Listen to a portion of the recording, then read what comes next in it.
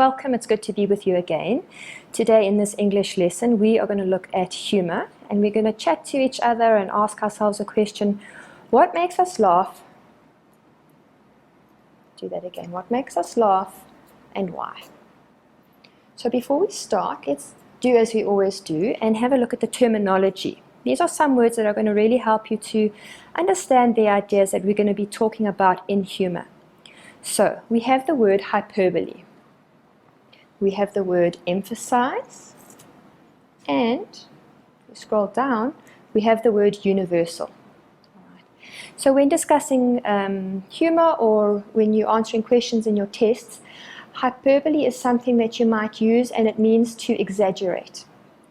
Emphasize is also a good word, and what it means is to focus on or to make something important.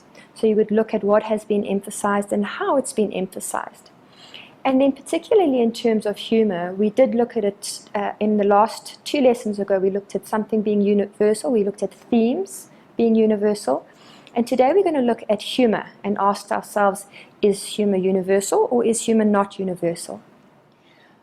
Our next activity, or really our first activity, is for us to look at the questions behind humor. Before we start going into more detail and looking at the types of humor, let's establish these ideas. I want you to turn to the person next to you, or you can even get into small groups. It depends on how you're sitting, and ask these questions and answer these questions. There are 5 of them. The first question is humor important? And ask yourselves why, and give examples. The second one is, do we all find the same things funny? Why or why not? Again, chat to each other and give examples about maybe jokes that you find funny, for instance. Third question, is there humor that is universal? And that's the word that we've just spoken about, that anybody, anywhere, at any time would laugh at. Fourth, which topics are often joked about? And then the 5th question is, should any topics be off limits? Is there something or some things that should never be joked about? So what I'm going to do is I'm going to give you 3 minutes, first to get into your groups or turn to the person next to you, and then just chat about each of these 5 questions. And when we get back, I'll go through them with you. Okay, enjoy this activity.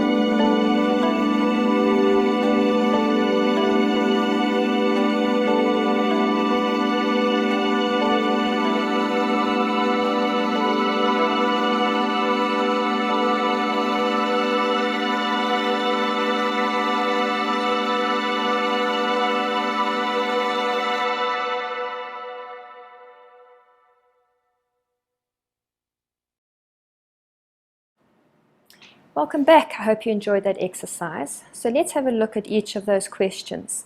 The first is humour important and why? Well, it depends on what you discussed. What I think about this is that often it's important for us to laugh at ourselves. Right? Humour can unite us, which is especially important where in a country probably like ours where we're really battling with a lot of issues. And there again, humour can help us to deal with these serious issues. And there are a lot of actors and there are a lot of comedians in South Africa who help us do this, which is good. It's good for us as a country. The second question I wanted you to look at was, do we all find the same things funny? Why or why not?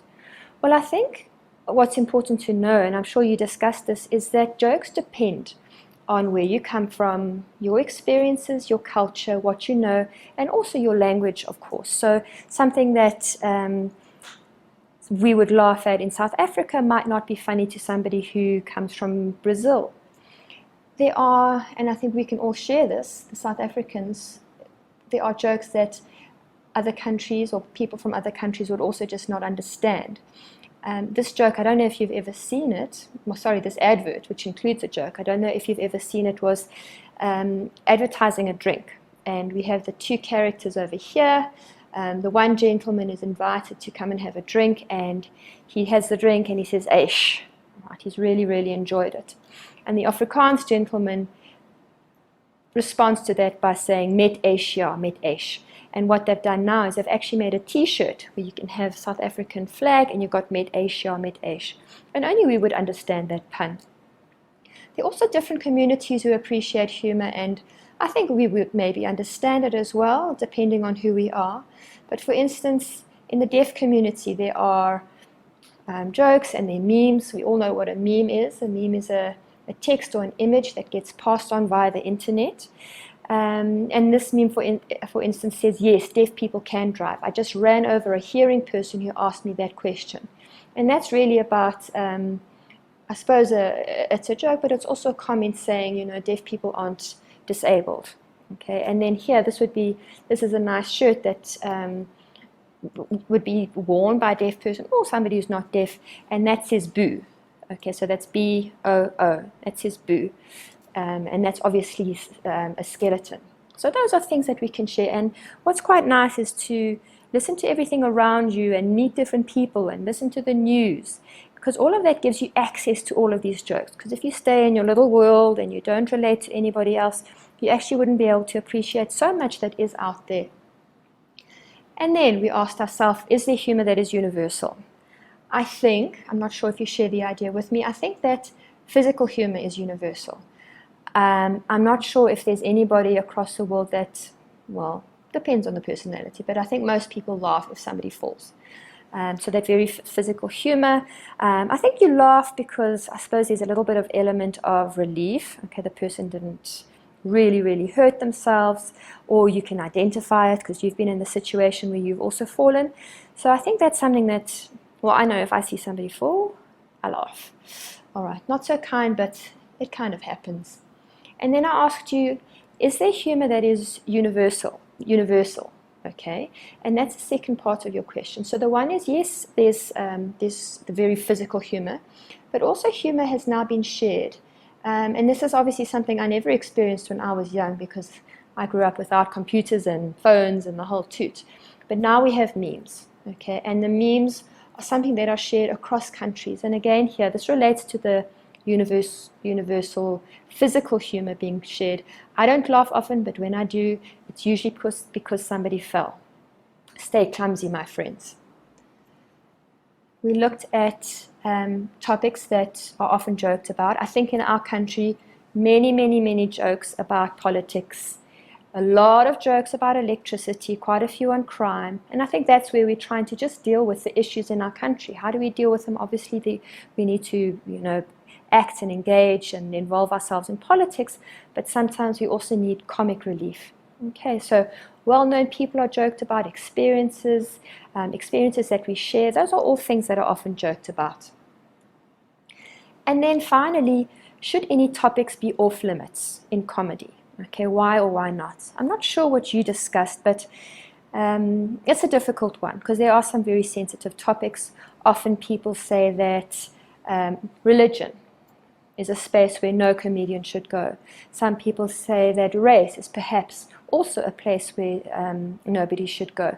So I think, cartoonists and comedians do have to be mindful of this. There's the whole issue of freedom of speech, but also sensitivity to how people react to whatever you joke about. So what we're going to do, we're going to go to an ad break, and after the ad break, we're going to begin with this activity where we're going to look at different types of humor.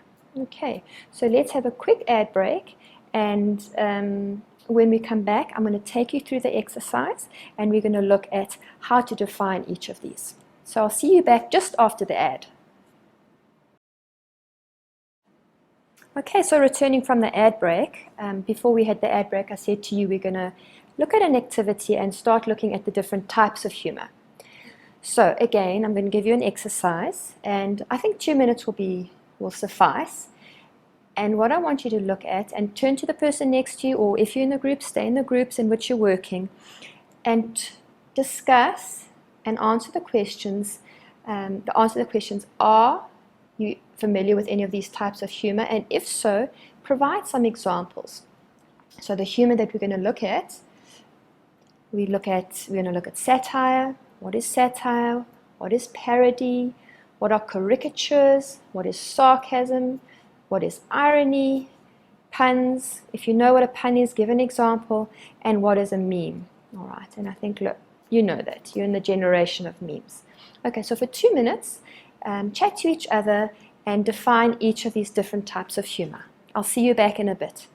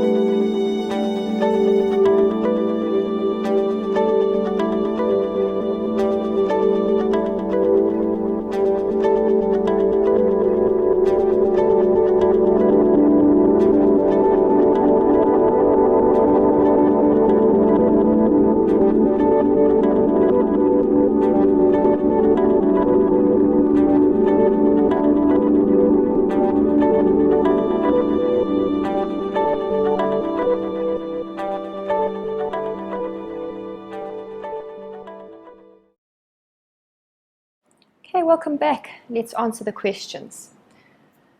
The first question is, what is satire? So, satire is humor that mocks. And what does it mock? It mocks human weaknesses, society. We get a lot of political satire. What it wants to do is it wants to expose. Okay, it wants to expose wrongs, foolishness, stupidity, and how it does that. Okay, it aims to attack, but how it does that is by using other types of humor. So you'll see somebody who uses satire to criticize might also use parody, caricatures, hyperbole. We remember that that's exaggeration. Incongruity, we're going to look at that. Incongruity is when you put two things together that don't usually go together.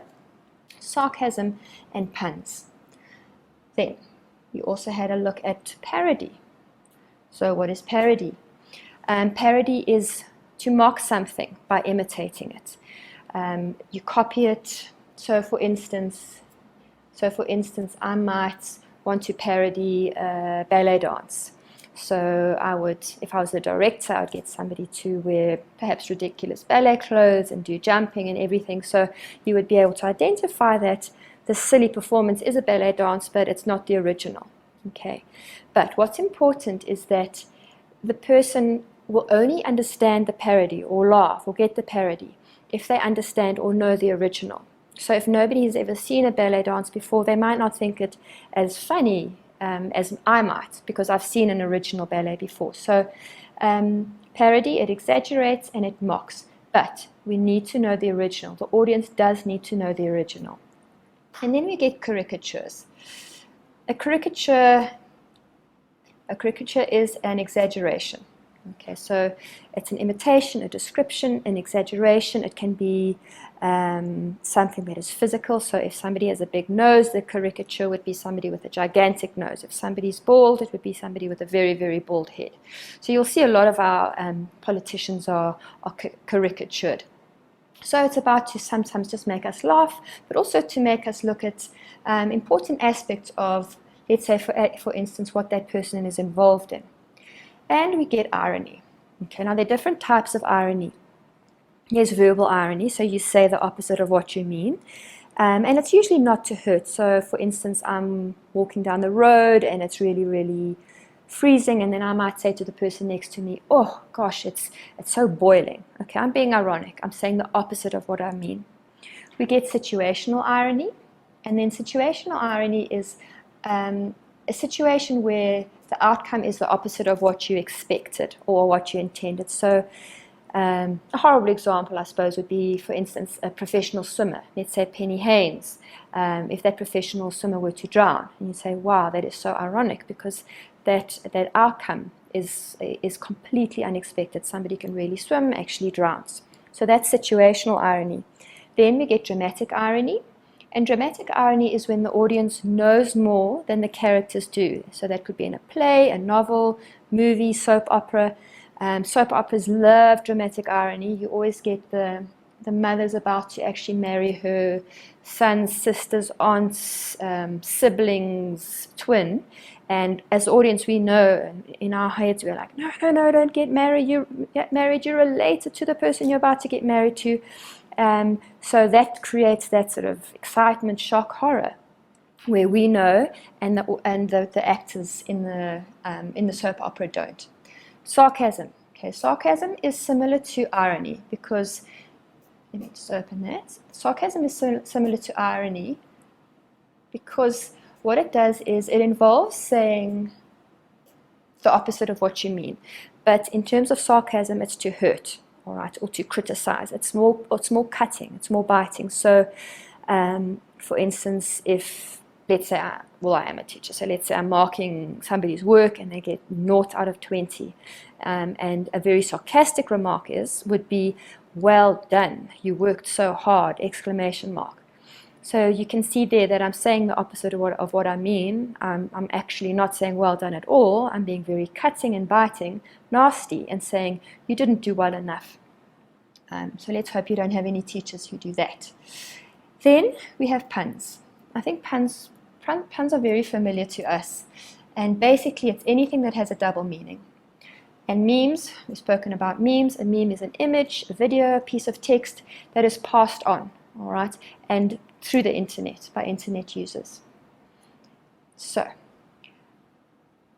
we have parody, okay, and how parody looks at the original and mocks the original. And this would be a nice example of parody.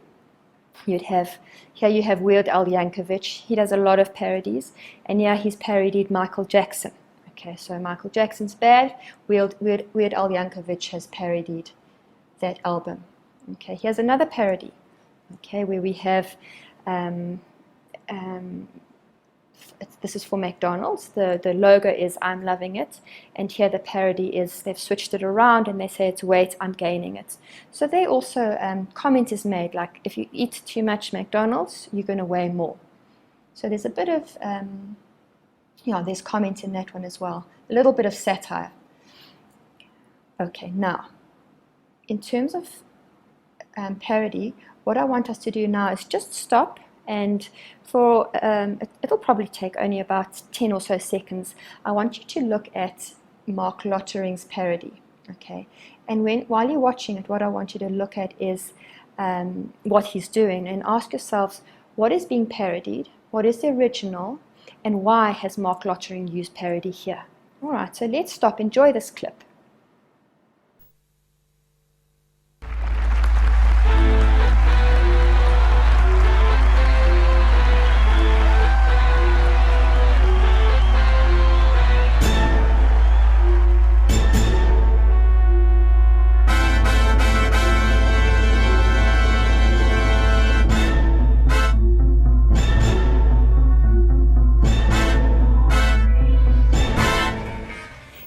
I hope you enjoyed that. Let's see what you discussed and what you thought was interesting, funny. It depends on who you are. So we have Mark Lottering, and we need to ask ourselves, what is being parodied? What is the original? So what we have, and you obviously have to be familiar with James Bond, is did you recognize James Bond 007? So the whole style of Mark Lottering's introduction is, instead of the gun, he's got the hairdryer. The title, all right, did you recognize the title From Russia with Love? Okay, that's one of James Bond's, well, one of the James Bond's movies that I really, really enjoy. Okay, and then we've got his hairdryer, and then obviously the music. The music is repeated. Okay, so there we've got a parody of 007 of James Bond. And then we ask ourselves why. Okay, why did Mark Lottering do this? Well, it's funny. He wanted to make us laugh. Catches our attention. I mean, this is the opening of his comedy act. No better way to do that than to catch our attention. And then we might also say, do you think he could be, and this is just a question, do you think he could be commenting also on the danger of the Cape Flats? Because I'm sure that's something that he would include in his act. So that's Mark Lottering. We look at satire, and we said satire is humor that mocks. Okay, and how there's many different types of humor that can be used to achieve this. All right. We spoke about parody as one, which we have looked at. And now what I want to do is to give you an activity, and either again you can speak to the person next to you or get into small groups and look at these two newspaper clips. You may remember it, you may not. And this is where I say to you, read the news, so that whenever you come across something that's humorous in a test or an exam, you can actually understand it and discuss it. So here we have sign language translator at Nelson Mandela's memorial was a fake. South Africa's Deaf Federation confirms his movements had no meaning. Okay, and then there, what we have is Mandela, interpreter, claims schizophrenic episode.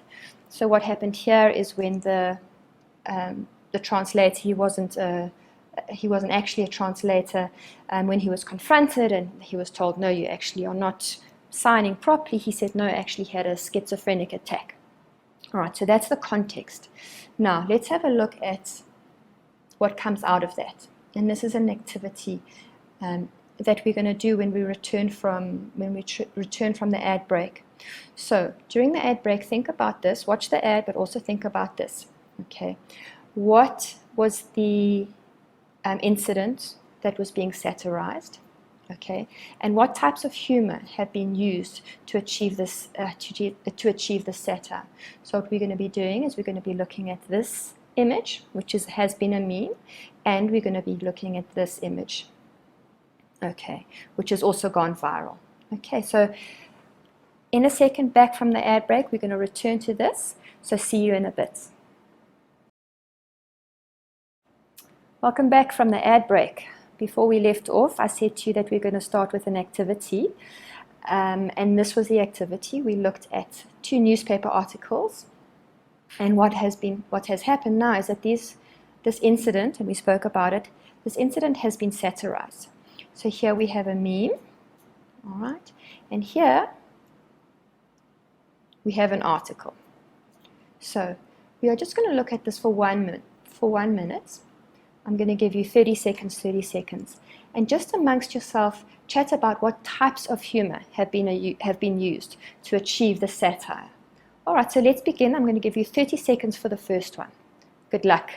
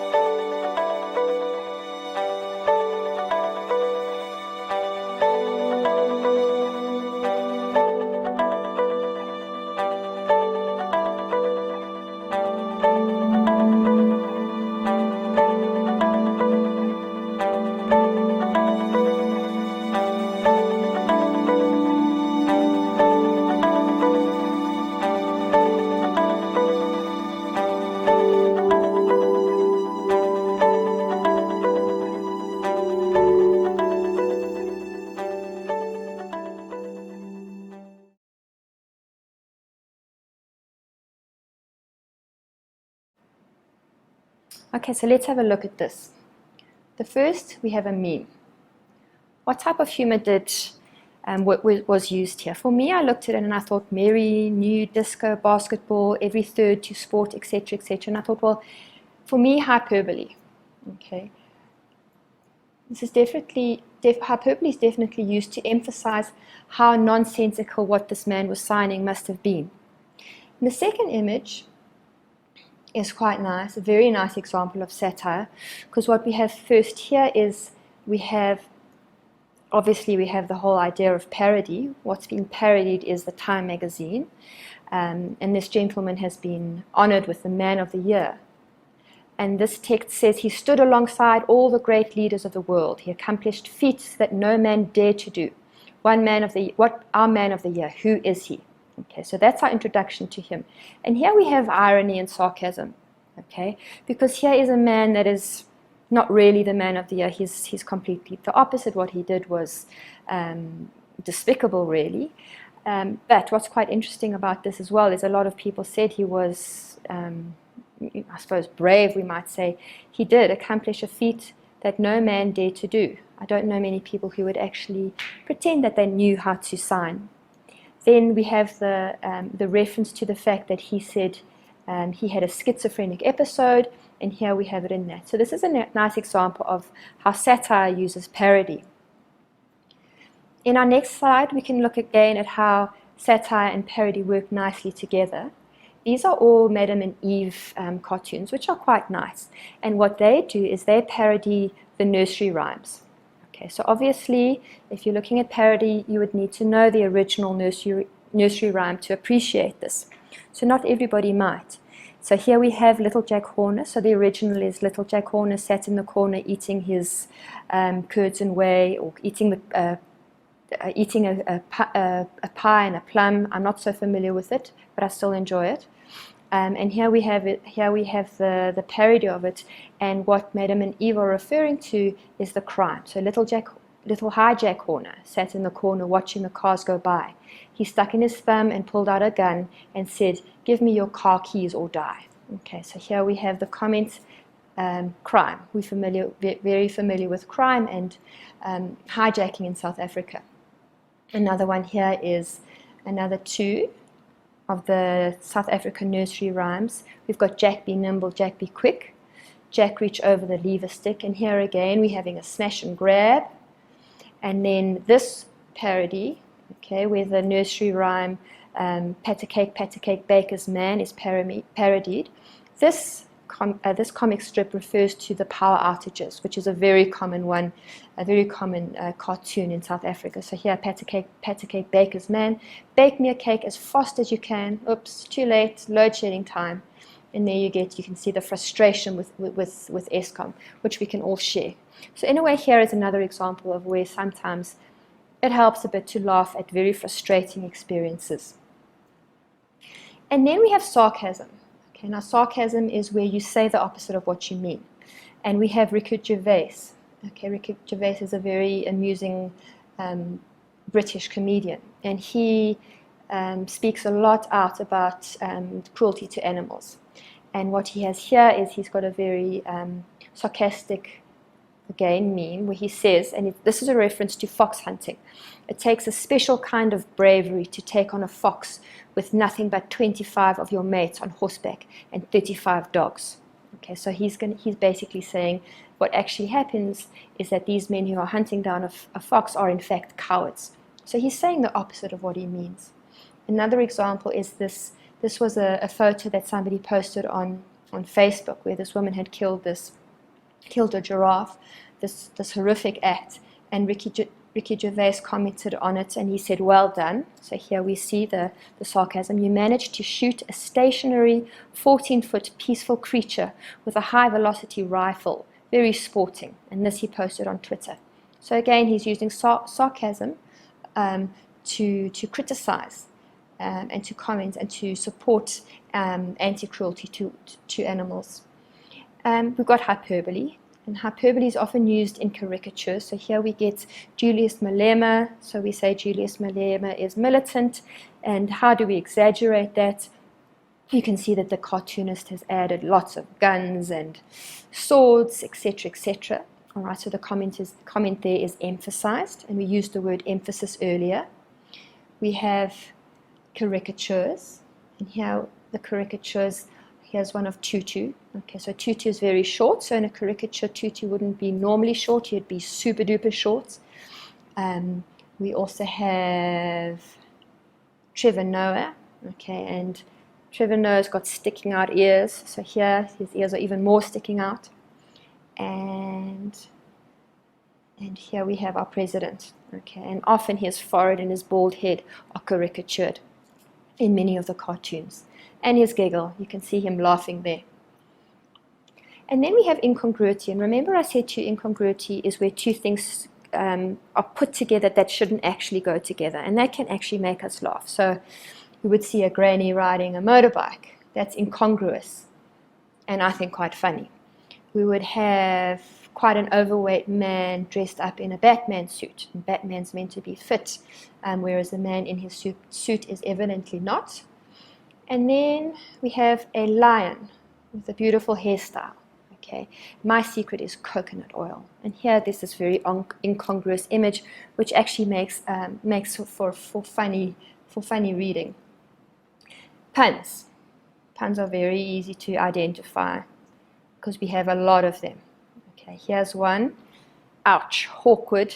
And obviously the double meaning comes with the hawkward, like awkward, and the hawk. Okay, so there we have our double meaning. Here's another one. A friend of mine tried to annoy me with bird puns, but I soon realized that two can play that game. Okay, so now you would look, okay, there's a pun. Where is the pun? Toucan. All right, so we've got the reference to toucan, as in two people can play the game, and toucan as in the bird. Okay, and then let's look at another one. I found this humorous. Okay, so I think you've probably all done biology and know that this is reference to the bone in the leg. And then finally, CeeLo Green. Okay, so we've got CeeLo, and then we've got silhouette. Okay, and we've got a silhouette of CeeLo. So those are puns, and they're quite fun. Identifying, like I said, identifying even particularly puns is quite easy, especially if you get familiar with it. But when you sit down in a test or when you write your exam, you've got to write about it. And that's a little bit more difficult. But there are ways to get around that so that you know that when you're on the test and when you are identifying a pun and having to answer it, you know that you are giving the evidence that you need to give for you to get the correct marks from your teacher or the examiner. So let's see how to do this. Okay, now I'm going to give you an activity. Here's a pun. And the question is, discuss the use of humor in the following meme. All right, and here we have salt cellar, pepper cellar, and assault with a deadly weapon. Okay, so all I'm going to do is I'm going to give you just 1 minute to discuss between yourselves, how would I answer this question? And think of 3 things. 1, you need to identify the humor. Okay, so this is an example of what humor. And 2, you must justify it. it is an example of this kind of humor because of A, B, or A, B, C. All right, so let's do that for 1 minute, and when we come back, I'll give you a model answer. Okay, good luck with that.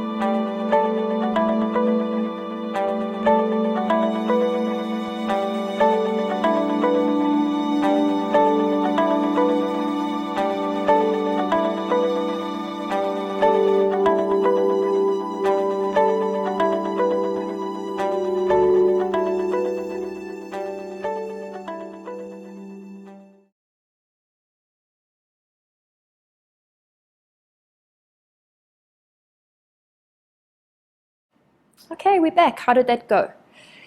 Let's have a look at what I would have written, or an example that would have done really, really well in a test or exam situation. Okay, so question, discuss the use of humor in the following meme. And here we have our image, and then we answer the question. Okay, and this would kind of be a model answer, and I'll show you why. Okay, so the answer is, in this meme, humor has been achieved by the use of a pun. There are two possible meanings for the words assault.